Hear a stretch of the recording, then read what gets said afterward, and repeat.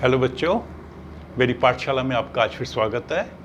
आज का हमारा टॉपिक जो हम समझेंगे वो है न्यूट्रिशन इन प्लांट्स। ये साइंस की बुक का आपका फर्स्ट चैप्टर है। लेकिन इस चैप्टर को समझने से पहले कुछ ऐसे वर्ड्स हैं जो इस चैप्टर में आएंगे, उन्हें समझ लेते हैं। अगर आप इन वर्ड्स को अच्छे से समझ लोगे तो आपको चैप्टर को समझने में ज़्यादा दिक्कत नहीं आएगी। ओके? तो पहला वर्ड जो हमने समझना है वो है ऑर्गेनिज्म। ऑर्गेनिज्म के कई अर्थ होते हैं, लेकिन हमारे इस टॉपिक में इसका अर्थ होता है लिविंग बीइंग, कोई जीव। जैसे प्लांट एक जीव है, इंसेक्ट्स जीव हैं, एनिमल्स जीव हैं, हम ह्यूमन बीइंग सब जीव हैं। कोई भी जीव, उसको हम कहते हैं ऑर्गेनिज्म। दूसरा वर्ड आता है सेल। तो सेल के भी अलग अलग अर्थ हैं, लेकिन हमारे इस टॉपिक में सेल का अर्थ होता है वो छोटा सा बिल्डिंग ब्लॉक जिसके सब ये ऑर्गेनिज्म बने होते हैं।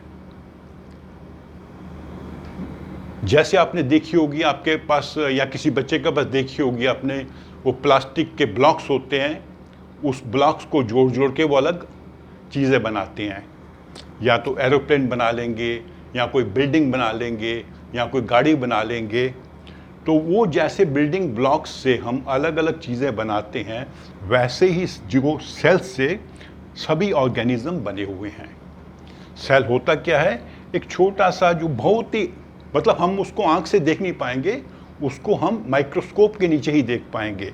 एक छोटी सी ऐसा इरेगुलर शेप होती है, मतलब उसकी कोई डेफिनेट शेप नहीं है कि स्क्वायर होगा कि सर्कल होगा। तो ये उसकी बाहर जो होती है उसको मेम्ब्रेन कहते हैं। मेम्ब्रेन अर्थात एक झिल्ली जो उसको पकड़ के रखती है। जैसे अंडा देखा आपने, अंडे का छिलका तो हार्ड होता है, पर ये बड़ी सॉफ्ट होगी, फ्लेक्सिबल। इसके अंदर एक लिक्विड सा होता है जिसको कहते हैं साइटोप्लाज्म।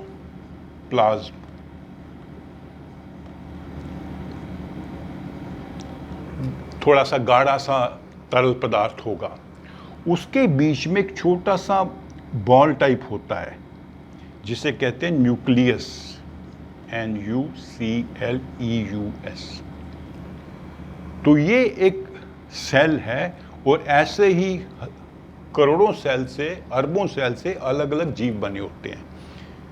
जैसे ऐसा माना जाता है कि एक छोटी सी चींटी में भी 20 करोड़ सेल होते हैं, और एक एवरेज आदमी में तो 30 ट्रिलियन सेल होते हैं। 30 ट्रिलियन का मतलब है 3 के बाद आपने 14 जीरो लगाने हैं, 13 जीरो लगाने हैं, 14 डिजिट फिगर बन जाती है 30 ट्रिलियन। इतने सेल होते हैं एक एवरेज इंसान में, और छोटी सी चींटी में 20 करोड़।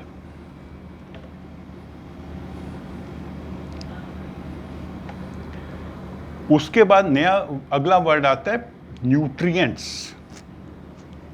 न्यूट्रिएंट्स का मतलब होता है पौष्टिक तत्व।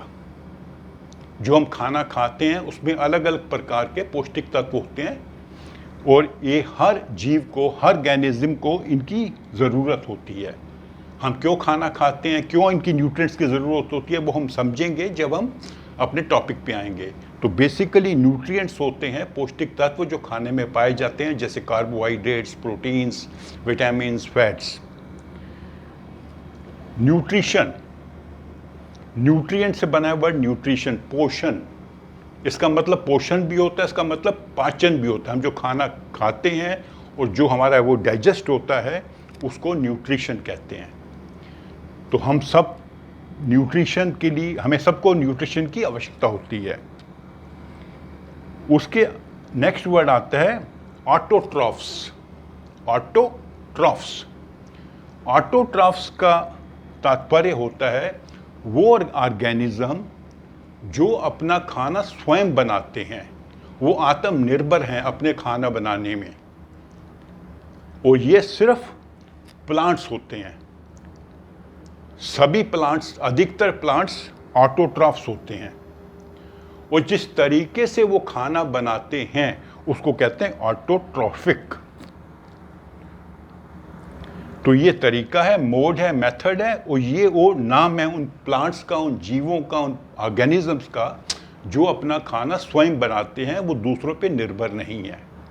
और इसके अपोजिट आता है हेट्रोट्रॉफ्स।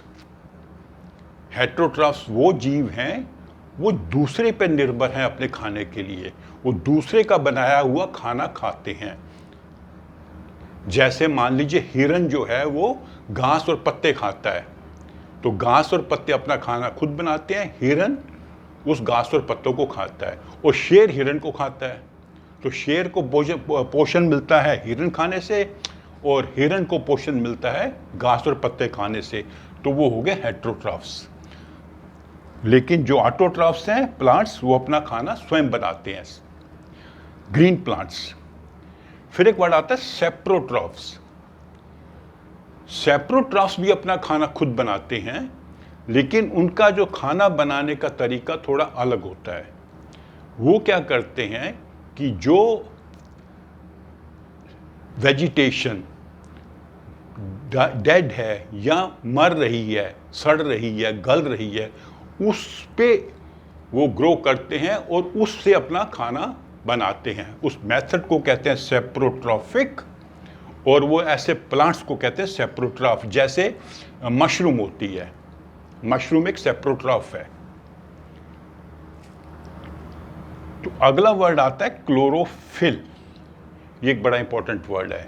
क्लोरोफिल एक ऐसा पिगमेंट है या ऐसा पदार्थ है जो प्लांट्स में पाया जाता है।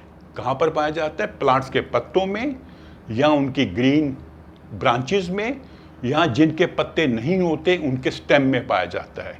वो क्लोरोफिल ऐसा पदार्थ है जो इनको खाना बनाने में सहायक होता है। इसके प्रभाव से खाना बनता है। और कैसे खाना बनता है, उस प्रोसेस को कहते हैं फोटोसिंथेसिस। फोटोसिंथेसिस का मतलब है कि सूरज के प्रकाश में प्लांट क्लोरोफिल की सहायता से अपना खाना बनाते हैं। फोटो होता है प्रकाश, सिंथेसिस होता है बनाना। ओके। अब कुछ प्लांट्स होते हैं उनको पैरासाइट कहते हैं। पैरासाइट मतलब वो दूसरे के ऊपर परजीवी, इसका हिंदी में अर्थ है परजीवी।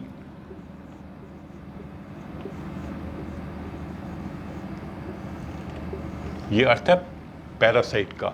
ये दूसरे के ऊपर जीते हैं।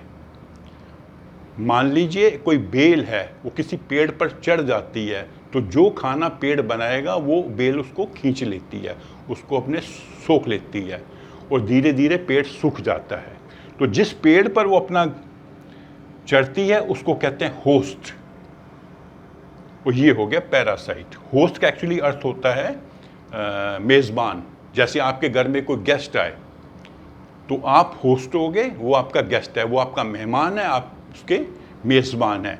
तो यहाँ पर जो बेल इस पर चढ़ी हुई है वो पैरासाइट हो गई, और जिस पेड़ पर चढ़ी हुई है होस्ट। इनफैक्ट ये हमारे शरीर में भी कई वर्म्स होते हैं, खासकर बच्चों में पेट में वर्म्स होते हैं। वो वर्म्स क्या करते हैं, कीड़े, वो वर्म्स क्या करते हैं, आप जो खाना खाते हो उस खाने को खा जाते हैं, और बच्चे की प्रॉपर ग्रोथ नहीं होती, क्योंकि उसको पूरा पोषण नहीं मिल रहा, न्यूट्रिशन नहीं मिल रहा, क्योंकि जो खाना उसने खाया है उसमें से कुछ खाना वो कीड़े खा जाते हैं।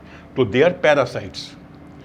वो दूसरे को नुकसान पहुंचाते हैं और खुद जीवित रहते हैं। तो ये पूरी लिस्ट हो गई। इसके अतिरिक्त 2-3 और वर्ड हैं, वो भी मैं आपको बता देता हूं। तो हमारे सारे जो मेन वर्ड्स हैं जो इस टॉपिक में आएंगे वो हम उसको आपने समझ लिया होगा। एक वर्ड है इंसेक्टिवोरस।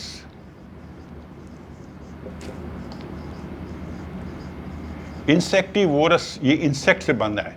इंसेक्ट का मतलब होता है कीड़ा। कुछ प्लांट्स होते हैं जो कीड़ों को खाते हैं। ये जब हम टॉपिक पढ़ेंगे तो उसमें मैं आपको समझाऊंगा। तो उनको कहते हैं इंसेक्टिवोरस। फिर एक वर्ड आता है स्टोमेटा। स्टोमेटा।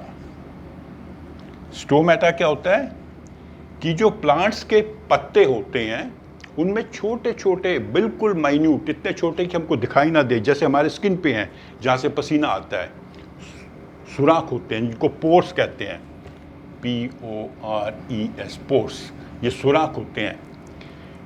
इन सुराखों के ज़रिए पत्ते जो है हवा में से कार्बन डाइऑक्साइड सोखते हैं ताकि वो अपना खाना बना पाएँ।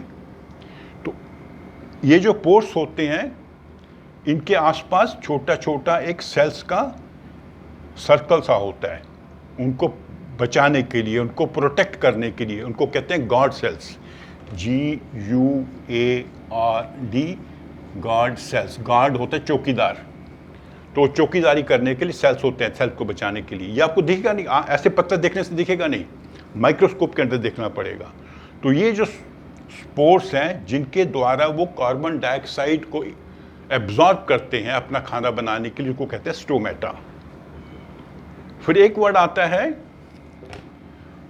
प्रोसेस। ये वर्ड भी कई बार इस बुक में यूज होगा, इस टॉपिक में यूज होगा। प्रोसेस का मतलब बेसिकली होता है तरीका, कोई काम हम कैसे करते हैं, जैसे प्लांट्स जो है अपना खाना कैसे बनाते हैं, तो प्रोसेस हो गया वर्ड। तो इन शब्दों को आप एक बार फिर से रिवाइज कर लीजिएगा ये वीडियो को देखकर। अगर आपको ये शब्द समझ आ गए हैं तो आपके लिए टॉपिक को समझना बहुत सरल होगा। आधी बातें तो टॉपिक इसमें ही कवर हो जाती हैं।